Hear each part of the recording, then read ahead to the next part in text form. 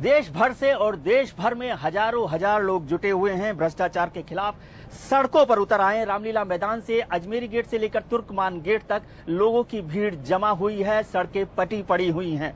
Team अन्ना जन Lokpal bill को लाना चाहती है। सरकार अपने लोकपाल बिल को पास कराना चाहती है। अन्ना अड़े हुए हैं, सरकार अड़ी हुई है। तो ये अड़ाअड़ी का खेल कब तक चलता रहेगा? क्या दोनों के बीच में कोई संवाद होगा? क्या कोई रास्ता निकल के आ पाएगा? या फिर इस अड़ाअड़ी में जनता के नुमाइंदे क्या अपनी बात को मनवाने के लिए बिल्कुल अड़ जाएंगे और जनता की नहीं सुनेंगे? तो क्या ऐसे वक्त में एक ऐसे और नए कानून की जरूरत पड़ेगी जिसे कहते हैं राइट टू रिकॉल, यानी सांसदों को वापस बुलाने का अधिकार? इन सब मामलों पर आज चर्चा करेंगे हम रामलीला मैदान से इस खास कार्यक्रम में, इंडिया दिस वीक के खास कार्यक्रम में। और हमारे साथ हैं बहुत खास मेहमान। हमारे साथ हैं मेधा पाटकर, सोशल एक्टिविस्ट, स्वामी अग्निवेश जी, दहलवी साहब, गो इंडिया फाउंडेशन की अलका लांबा जी। हमारे साथ होंगे टीम अन्ना के मनीष सिसोदिया जी और कांग्रेस के सांसद प्रवीण एरन साहब। आप सबका बहुत बहुत स्वागत। मेधा जी, आपसे सबसे पहला सवाल कि आज आप इंडिया गेट पर मौजूद थी जब टीम अन्ना के लोग रामलीला मैदान में सब कुछ लीड कर रहे थे, आप वहां पर लीड कर रही थी। क्या माहौल आप देख रही हैं? क्या जनता की आवाज ये है कि सिंहासन खाली करो, जनता आती है? अभी तो सिंहासन खाली करने तक बात नहीं पहुंची है, पर एक परीक्षा की घड़ी निश्चित है कि जो सत्ताधीश बन चुके हैं वो सही में जनप्रतिनिधि का काम कर रहे हैं या नहीं कर रहे हैं। और उसमें भ्रष्टाचार के एक एक घोटाले, स्कैम्स एंड स्कैंडल्स में जो गिरफ्तार है, ऐसे चाहे इस पार्टी के हो चाहे इस पार्टी के हो, अशोक चव्हाण जी गए तो येडियुरप्पा भी गए। ऐसी स्थिति में इन घोटालाग्रस्त राज्य को जनता ने चैलेंज देना, चुनौती देना जरूरी हो गया है।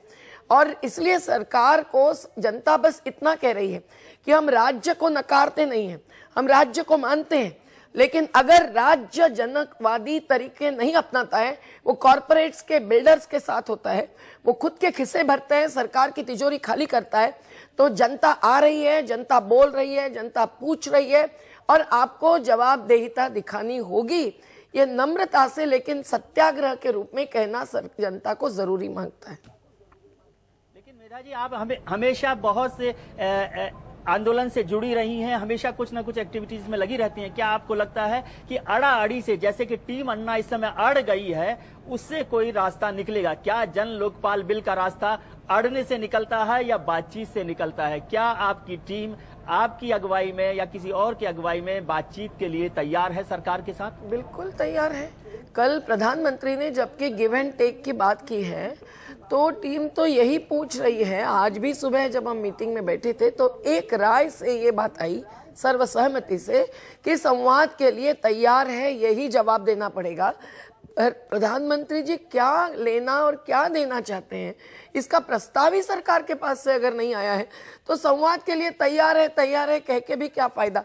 अब ये ऐसा जाहिर जन आंदोलन है और इसमें लाखों की जनता जुड़ी है कि यहाँ से कोई पत्र नहीं गया है या न्योता नहीं गया है या कोई निमंत्रण नहीं गया है इसलिए कोई सरकार रुकी है, ऐसा तो नहीं कह सकते।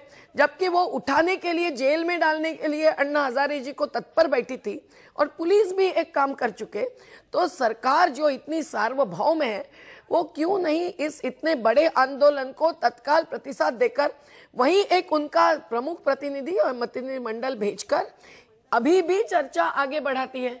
अगर वो खुले हैं चर्चा के लिए तो एक एक क्लॉज बाय क्लॉज, धारा बाय धारा चर्चा हो सकती है। स्टैंडिंग कमेटी भी तत्काल बैठ सकती थी, सबको सुन सकती थी, लेकिन महीने 40 साल के बाद भी महीने बिताते रखना, और वो तो एकदम तैयार थे उनका अपना बिल लाने के लिए।